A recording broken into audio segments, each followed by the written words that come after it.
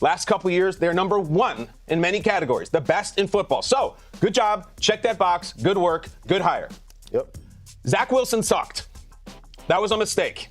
Not only did Saleh and management, though, fix that mistake, they went out and did it proactively without staying with Zach Wilson too long as some teams do. They convinced Aaron Rodgers to come and help them. They made the pitch. They got the yes. Robert Saleh sat next to the Malibu pool and convinced the most talented passer of this generation to become a Jet. Then he gets hurt after 4 plays. They got struck by lightning. The injury gods have a sick sense of humor, and they decided to laugh at the Jets. So Saleh goes and wins 7 games with a combination of Tim Boyle, Trevor Siemian, and Zach Wilson, who didn't even want to start. This year, lose week 1, it happens. Win. 2-1, great. Then Aaron Rodgers plays maybe the worst game of his career. Defense is very good, loss. Then Rodgers again plays one of the worst games of his career. Defense is very good, loss, fired. Does that make sense? A spark. Rodgers threw 2 interceptions in the first quarter for the first time ever in a 20-year career. And I think it's interesting that Rodgers referenced a couple weeks ago the term accountability. Could the owner not have gone to the star quarterback and said, dude, you got to play way better, like way better. We brought in Aaron Rodgers and we're not getting him. Could the owner have not gone to the star running back and said, you need to play better and break more tackles now? Wouldn't have to say anything to Saleh's defense, though, because the one you hired him for is doing great, but they fired him instead. Saleh was sometimes clumsy with the media. I get it. He was soft-spoken and kind, maybe to a fault, which probably made him easier to fire. I don't think Mike Vrabel and Sean Payton would have been fired by the Jets yesterday, put it that way. But Saleh was, despite the fact that no coach in history has been fired with this record at this point, despite the fact that no interim coach in history has ever made the playoffs.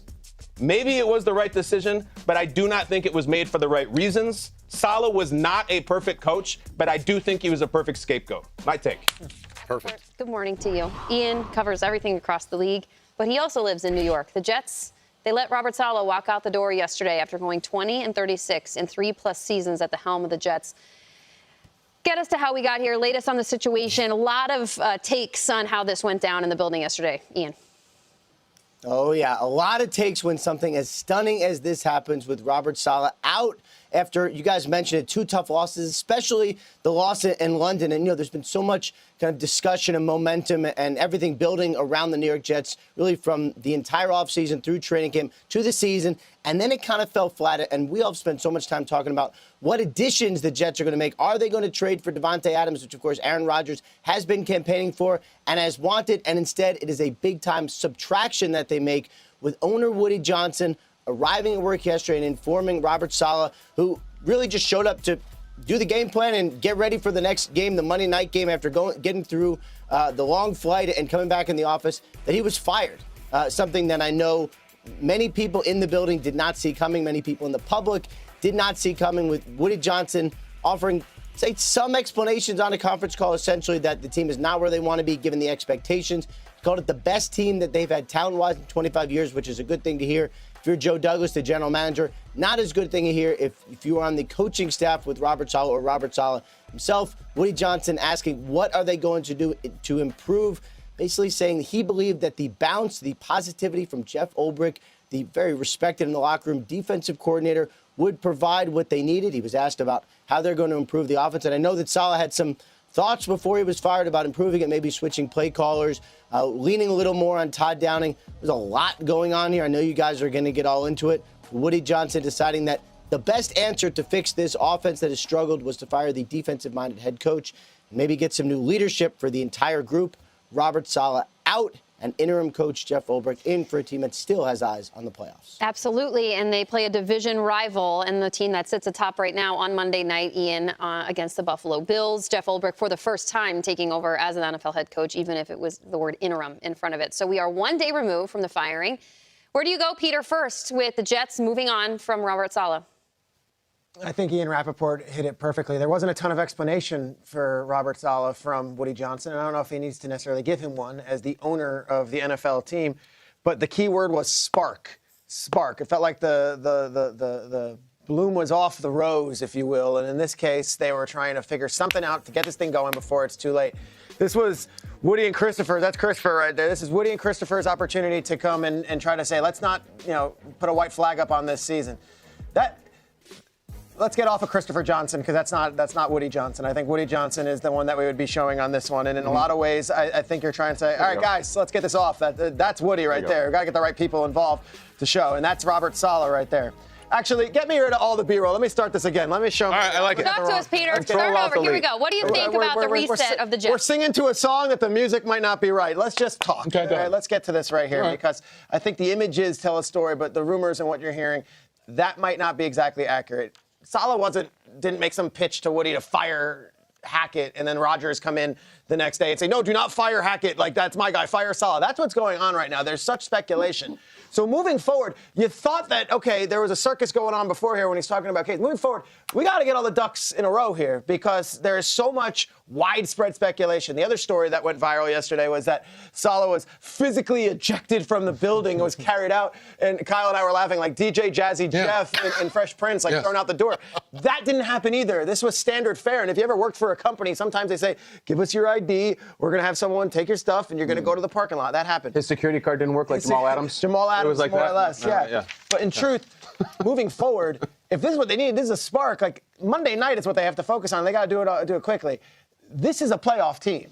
There's not a reason that everyone else said this is going to be the team that's going to win the AFC. So this is a playoff team.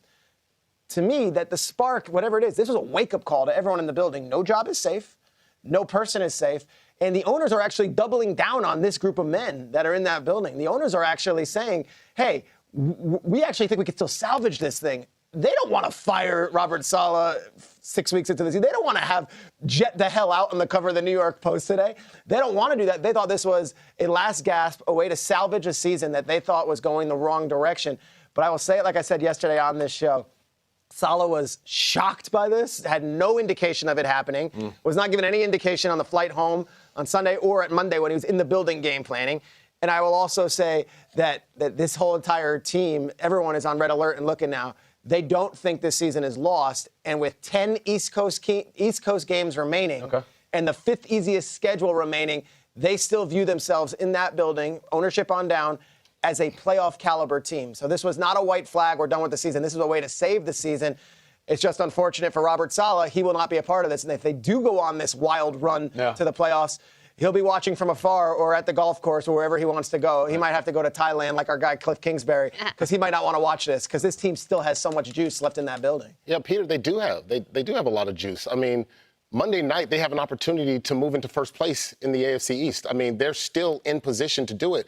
That's why this move still baffles me. I'm like, really, did we have to do this? Did we have to do this to Saleh at this point in the season? They've got a core that, defensively, that is playing lights-out football. We don't have to even get into the numbers. But the thing that I'm starting to think about is, wait, how are we just not going to hold Nathaniel Hackett accountable? That offense is playing horrible. I mean, Jamie, you were there. You saw them live. I mean, in London, they're averaging 16.9 points per game. Like, what? And then think about what, Nathaniel Hackett did when Nathaniel Hackett was in Green Bay? With the Broncos. With the Broncos. With the Broncos. Like, that team couldn't move. They were the ones that were averaging, 16.9 points per game. They were 21st in offense doing that. They were 5-12. And that same nonsense has carried over to the Jets here. And because, he has a relationship with Aaron Rodgers, we're going to excuse that. You have two dope running backs that in the last 2 weeks, they've done nothing. Like, I would say you put that tandem up against anybody in the league, and you go, like, man, you got these two dudes in Breece Hall and Braylon Allen that can play, and they're not doing anything. I mean, 19 carries in the last 2 weeks for 27 rush yards? Where'd they do that at? Like, we need to talk to Nathaniel Hackett. Like, did Woody talk to Nathaniel? I know he talked to Aaron Rodgers, but, like, anyways, I'm confused on how he gets thrown in, and we don't have any questions for Hackett. No, I hear you completely. And the season's not over, and they play a very beatable Buffalo team, and we see the surge the Jets and any team gets from an interim head coach. We're going to talk a lot about the Jets moving forward. We're going to talk a lot about Jeff Ulbrich, but I just want to spend one more time talking about Robert Saleh right here. And I just want to re-examine exactly what happened leading up from his arrival to his firing. Robert Saleh was hired because he was a defensive mastermind, okay? Since he arrived, the Jets' defense is top 10 across the board. Last couple years, they're number 1 in many categories, the best in football. So, good job, check that box, good work, good hire. Yep. Zach Wilson sucked. That was a mistake. Not only did Saleh and management, though, fix that mistake, They went out and did it proactively without staying with Zach Wilson too long, as some teams do. They convinced Aaron Rodgers to come and help them. They made the pitch. They got the yes. Robert Saleh sat next to the Malibu pool and convinced the most talented passer of this generation to become a Jet. Then he gets hurt after 4 plays. They got struck by lightning. The injury gods have a sick sense of humor, and they decided to laugh at the Jets. So Saleh goes and wins 7 games with a combination of Tim Boyle, Trevor Siemian, and Zach Wilson, who didn't even want to start.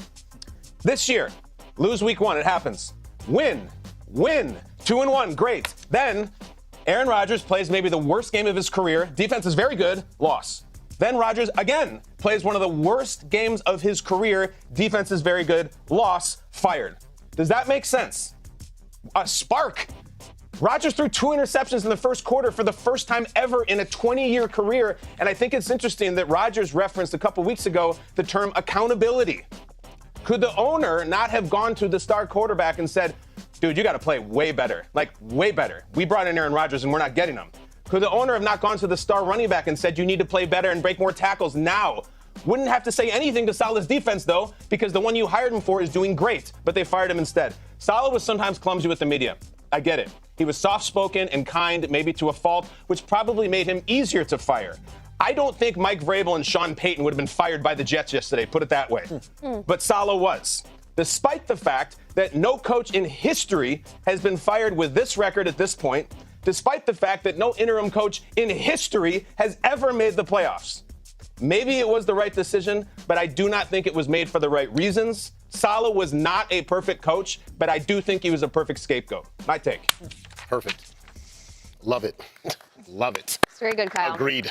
Do you think Maybe I'm right, maybe I'm wrong. Rodgers decided to go with Saleh 2 years ago? Don't you think maybe Rodgers could have come down the hallway and said, no, that's he's one of the reasons why I came here. I think clearly Rodgers is doing this at times with Nathaniel Hackett. Like, that's my guy. That's who calls my plays.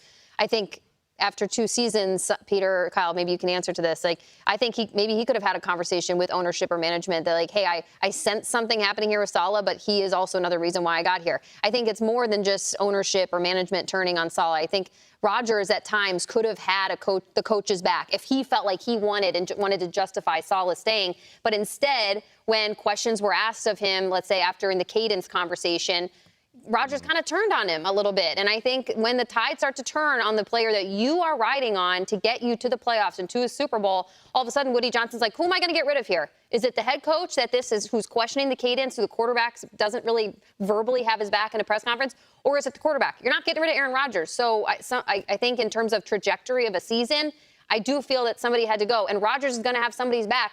I, for one, don't know why it's Nathaniel Hackett. There was a very strange series in that game, in the Vikings game in London, where the Jets turned the ball over on downs, and on 3rd down and 4th down, 3rd and 3, 4th and 2, he handed the ball off to Braylon Allen right up the middle. You want to run the ball? I'm going to do it for you twice. Bam, bam. And they turned the ball over on downs. Rodgers looked dejected. He looked confused. Why did you take the ball out of my hands? To me, that's a Nathaniel Hackett conversation. Kyle, I guess I'm doubling down on the fact that it doesn't make sense. Saleh is not the one turning around and telling Hackett to run the ball in that specific circumstance. However, I do put it on Rodgers a little bit for saying, I'm sensing something is not right here, but I don't think it should be put on Saleh. Rodgers, I think, is going to speak later today, and he's always said, my relationship with the coach is great. It's great, and I'd be interested to hear from him. Peter, my question to you, we've not heard from Saleh. Do you think we'll hear from Robert Saleh? Is he going to say something? Yeah. I think so. Wow. I think you'll hear from Saleh probably today or tomorrow. I do. I honestly think so. I think Robert's a pretty stand-up guy, and I think he's not going to be one to just have speculation about everything. I don't know if he's going to list anything out grievance-wise or whatever it is, or he might just thank the fans. But, I'll be completely honest with everyone. I reached out to Saleh yesterday. We spoke briefly. He's crestfallen. He's devastated. He believes in this team, and that's what kills him. He thinks that this team can still go and do some things, and he feels like the rug was just pulled right from him. Whether you want to cry about it at home or not, he's making a lot of money. It's guaranteed. I get it. But the way this went down is certainly unorthodox. Can I tell you, we've seen coaches get fired, Peter, and they're like, didn't work out. I got a bunch of money. I'm cool. I'm going to go on vacation for a while. You're telling me that's not Coach Saleh? No, he was committed to this thing to the end, and he still sees himself hoisting a Lombardi with the Jets. It's devastating, obviously. Anytime anyone loses their job, it's devastating. But in this case, I think Saleh really believes in these guys. And if you look at the losses, like you said, a 1-point game where Greg Zuerlein has a 50-yard field goal to make against Denver, and then in Minnesota, they fall behind, and Rodgers had the worst game of his career. It's like, all right, I guess I'm the one to take the fall. It's just what it is. A spark is needed. Maybe the firing of the coach is what is right. And if they go to the playoffs, maybe Woody and Christopher Johnson were right all along. It was interesting to hear the press conference or the call with Woody Johnson, and the fact that he acknowledges that he did speak to Aaron Rodgers prior to firing Robert Saleh.